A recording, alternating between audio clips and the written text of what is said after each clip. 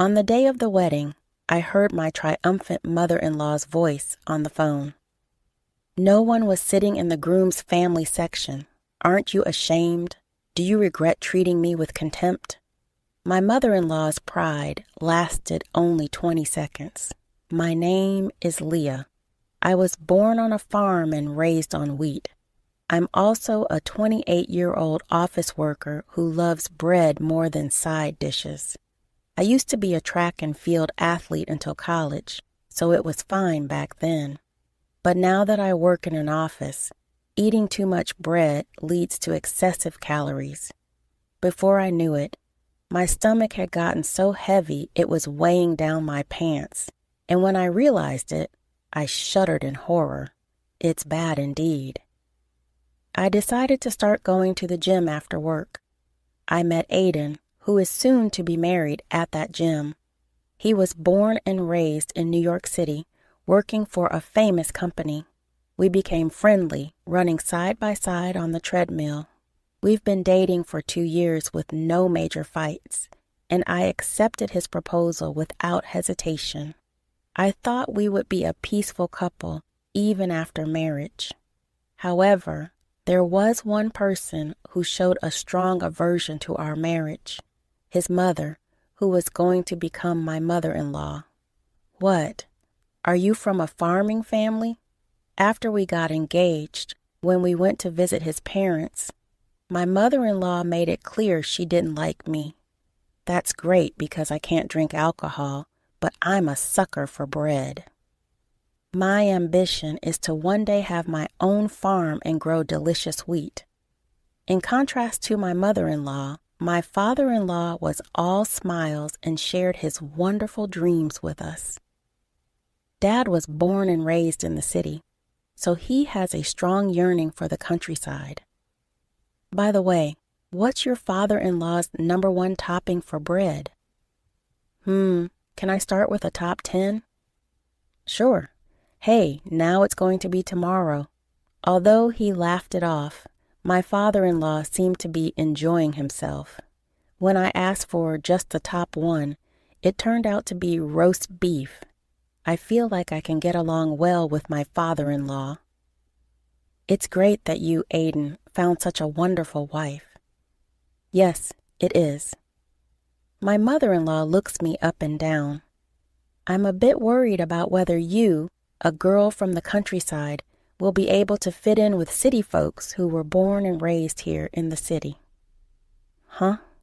I rolled my eyes at the sudden and impolite remark. My mother-in-law continued to make further disparaging remarks about me.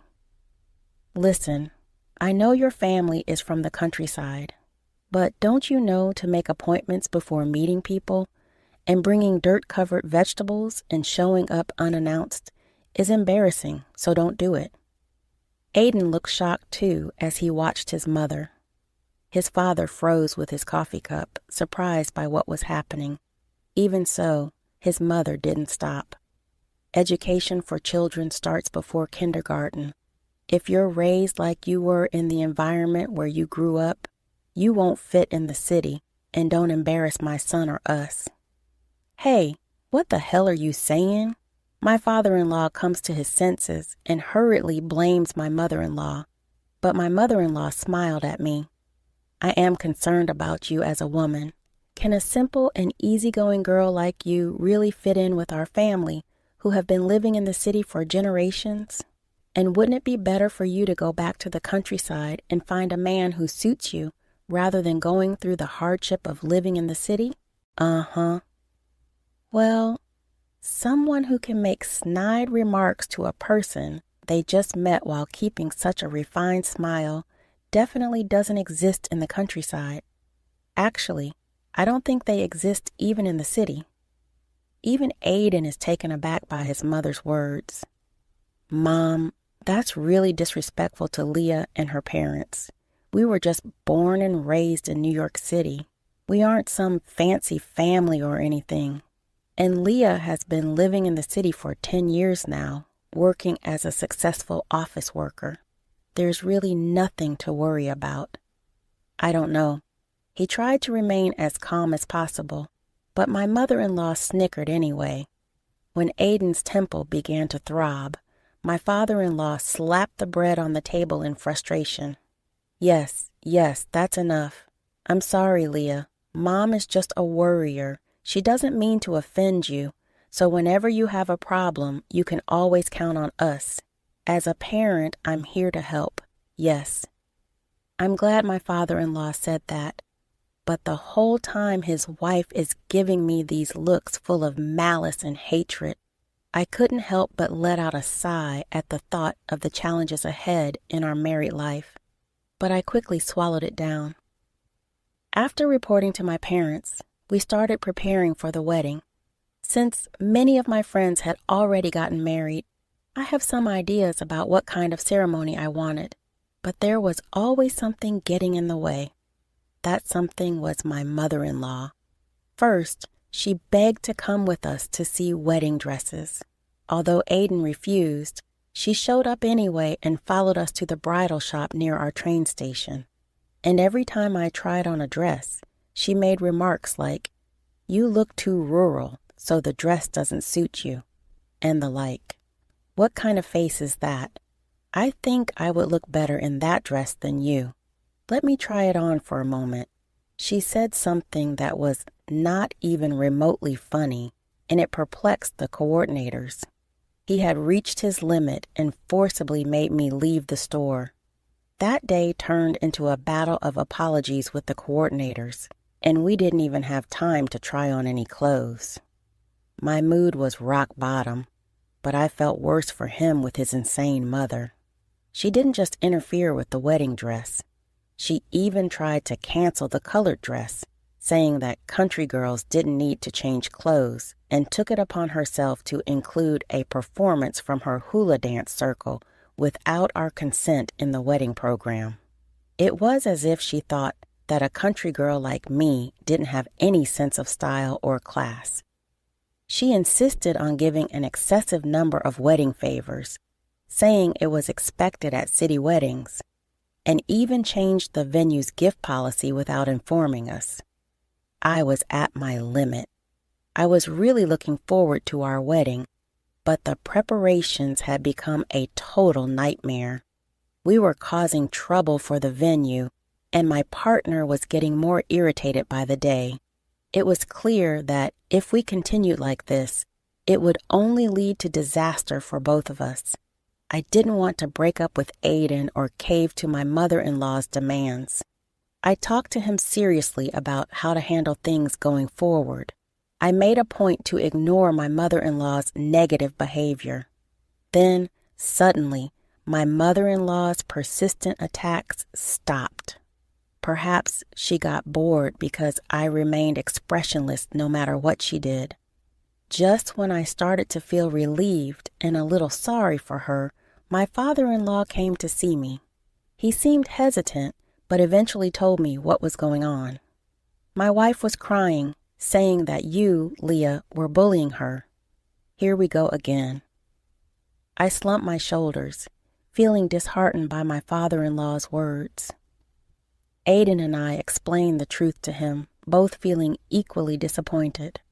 As my father-in-law learned what my mother-in-law had done, his face grew darker and darker. We're both sorry. To tell you the truth, my wife even suggested canceling her attendance on the day of the wedding.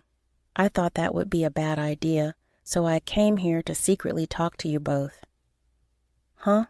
She not only lied to my father-in-law, but also planned such an unreasonable thing?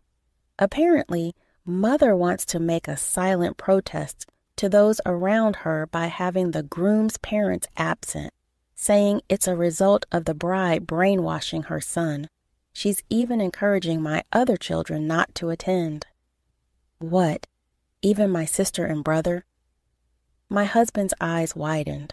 She's probably telling everyone, including my husband's siblings, all kinds of nasty things about me. My stomach was in knots. I understand that she doesn't like having a rural bride, but doesn't she realize how much shame her son would feel if she did something like that? Can she see how sad it makes me feel? Mom doesn't have to come anymore, my husband muttered, with a face that had turned white as a sheet. If she wants to be absent, she can. Forcing her to attend won't do any good. I should protect Leah. Tears welled up in my eyes at Aiden's words. As her emotions were on display, our father-in-law looked away. I couldn't let go of the desire to believe in the wife I've been with for so many years, but I also want to support you both, Aiden and Leah, from the bottom of my heart. How could my mother-in-law be so twisted with two such wonderful people? I honestly wanted to take Aiden's suggestion and ban my mother-in-law, but that would leave a lingering sense of unease in my father-in-law's heart. After much deliberation, we decided to execute a plan. If this doesn't work, then there's no hope for my mother-in-law. It was late November, with golden maple trees lining the streets on our wedding day. When we entered the dressing room for a family gathering, my mother-in-law was nowhere to be seen. My father-in-law shook his head quietly, and it seemed our plan had failed. Though my father-in-law looked sad, he also seemed to believe that my mother-in-law didn't show up. I felt bad for him, but I was also relieved that she didn't come. My father awkwardly led me down the aisle like a robot. Friends smiled and blessed us. A typical scene at a happy wedding. Nothing was strange, except for the absence of the groom's mother. In the end, the ceremony proceeded without her presence. In the bridal room after the reception, I checked my phone and saw a missed call. It was from my mother-in-law. I brought in the person waiting outside and dialed the number again. The call connected immediately, and my mother-in-law answered excitedly and started speaking in a hurried manner. "Oh, Leah, aren't you in the middle of the ceremony?" The bride has plenty of time to answer her phone. Mother-in-law: Hey, isn't it a surprise that my husband and children didn't show up? You must be in trouble, right? Isn't it embarrassing that no one is sitting in the groom's family seats? Do you regret disrespecting me? Ha ha ha ha ha. I bet you thought you were forgiven because I've been quiet, huh? Too bad. I, my husband, and my children don't accept someone like you, a country pumpkin. We all hate the idea of becoming relatives. With a monkey-brained daughter-in-law like you, take that. My mother-in-law, now convinced of her victory, cackled with laughter. What a foolish person she is. Then I turned to the person next to me who was looking down and said, "I beg your pardon, father-in-law." Huh? My mother-in-law's high-pitched laugh stopped. Yeah, what about me? What? Huh? Oh, Joe, but I thought you weren't coming today. The appearance of a person who shouldn't be there made my mother-in-law flustered. How could any parent boycott their son's wedding? You're the only person I know who's that insane. The only one who hasn't come is you, Emma. Huh? No way, right? Leah wouldn't lie like you. Even our children are here, wishing for Aiden's happiness. I trusted you. It's a shame. Let's talk about this later. Oh, wait. What does that mean? My father-in-law hung up the phone, rejecting my agitated mother-in-law. I apologize for dragging you into this situation, especially on your special day. As if to console my father-in-law, who bowed deeply, I quietly patted his hunched back. Our plan wasn't anything significant. It simply involved my father-in-law not disclosing to my mother-in-law that he had learned the truth from us. Leading up to the wedding day, he played along with my mother-in-law and even encouraged her to reconsider her actions. Our hope was that if she had a change of heart before the wedding, we would forgive her. If not, we would keep it a secret from her that my father-in-law and others would be attending the wedding. That's all there was to it. Until the day of the wedding, My father-in-law appeared to be holding out hope for a change of heart from my mother-in-law. However, she continued to fabricate lies about me, and it seemed like she hadn't changed her mind at all. In fact, she was so unpleasant that my father-in-law ultimately gave up on the idea of inviting her to the wedding, realizing that it would cause a huge disturbance. Naturally, my sister-in-law and brother-in-law were already in agreement with this decision. The wedding reception proceeded without any major issues in the absence of my mother-in-law, and the atmosphere was warm and pleasant. I smiled as I saw off the guests and returned to the waiting room with my husband. Suddenly, my mother-in-law appeared with an angry expression, charging down the hallway with its bright red carpet. "Excuse me, Leah." "Oh, hello, Madam Boycott." "What? That's terrible, Mom." My comment and her son's words caught my mother-in-law off guard, causing her to falter. But she quickly regained her composure and clung to her husband's tuxedo. "No, Aiden, that's not it. I just want you to be happy." "Enough already, Mom." My father-in-law appeared, hearing my mother-in-law's scream. Behind him, my sister-in-law and brother-in-law were also peeking in. "Joe, why? Why are you taking her side? I explained to you what she's done to me, didn't I?" "We checked with Aiden and the others, and it seems like it's your fault." Terrible, terrible. I watched as my mother-in-law crumpled to the floor, crying like a victim, while her husband looked down on her with disdain. "You got what you deserved. You're lucky you were able to boycott my wedding just like you wanted." "No, that's not it." "Then what is it?" "I mean, it's to make you realize." "Yes, that's right. Everyone must have thought it was weird to have a wedding without the groom's mother, and they probably noticed that there was a problem with the bride." "Yeah, that's why I explained everything properly, right?" "Huh?" "The groom's mother boycotted her son's wedding because she didn't like her daughter-in-law, who came from a farming family." "Huh?" Everyone was disgusted and sympathized with Leah. "Huh?" But it was cool. He declared, "I will definitely protect the bride." "Hey, wait a second. What's with you guys? You've been acting like I'm the villain." My husband sighed exasperatedly while watching my panicked mother-in-law. "Anyone who sees it will say that Mom is the villain, right?" "Ha ha. Yeah, she's the villain."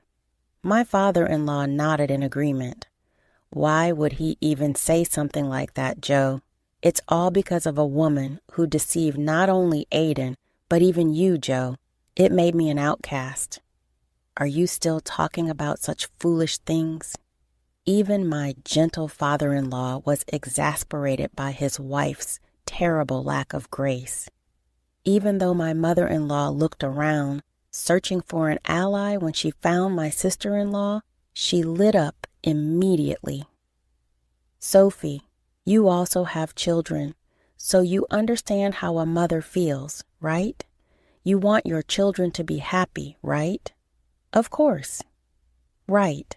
That's why I'll make sure my children won't marry into a family with a trashy mother-in-law like you." "Huh?" My mother-in-law's eyes widened in shock at the sarcasm of her expressionless daughter-in-law. "When I get married, I won't tell my mom right away. I don't want to risk her getting upset if my bride runs away." Although my brother-in-law had a light tone, his eyes were clearly filled with contempt. "Harry, what are you saying? I'm your mother and your mother, right?" "Yeah, I'm disappointed that my mom, who I've looked up to for so long, is the kind of person she is. Seriously, apologize to Leah already." Family members cornered my mother-in-law. My mother-in-law finally seemed to realize that she was alone. She didn't have any more comebacks, so she just looked around nervously, blinking rapidly and opening and closing her mouth like a fish out of water. When my father-in-law reached out to take his pitiable wife home, she started to flail around wildly, shaking him off. No, no, no. I didn't do anything wrong.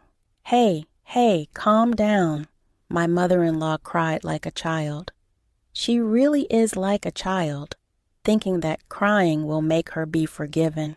Of course, no one finds it endearing or sympathizes with my 57-year-old mother-in-law doing something like that.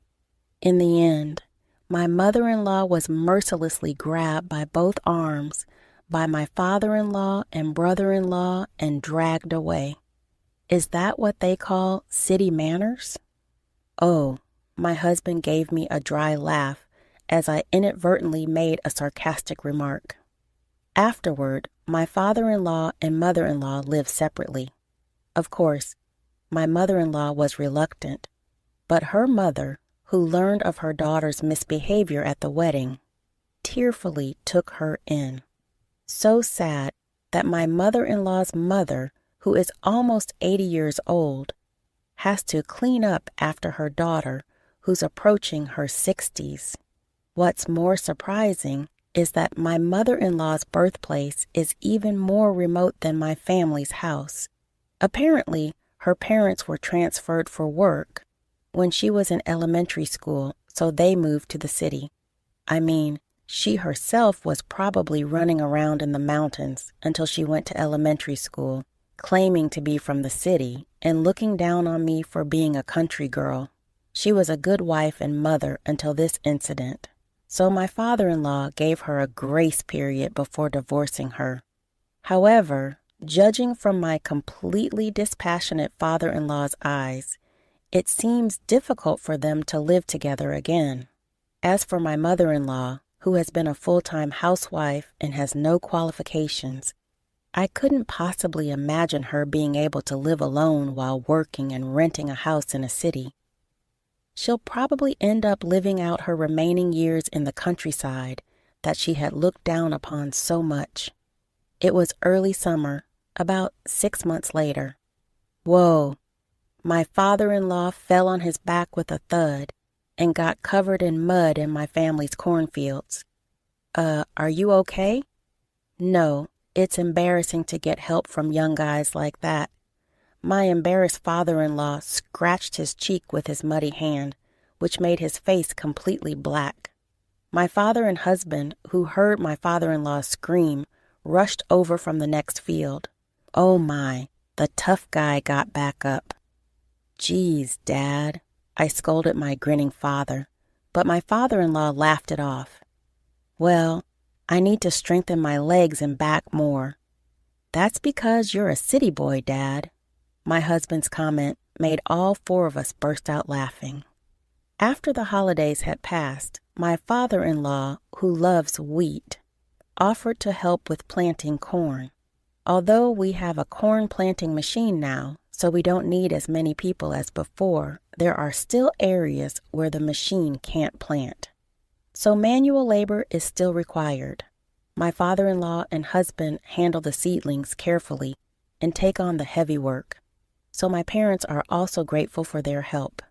As I gaze at the pastoral scenery, I savor my mother's homemade bread. The sound of the rustling corn swaying in the breeze is pleasantly soothing to the ears. Oh, what a beautiful view. I could eat 5 loaves of bread just looking at the scenery. That's sweet of you, Dad. I could eat 10 loaves. Don't compete over something like that. Both my husband and father-in-law seem to be having a good time. My parents, who are watching this, also seem happy, and it warms my heart. Getting married and connecting families and having more people to share joy with is such a wonderful thing. My mother-in-law was a disappointing person, but I think it was really great to be able to meet my husband and become a family with my father-in-law. Eating a meal under the blue sky with my beloved family, it was simple, but it was more delicious than any luxurious dish. It was the best. Thank you for watching.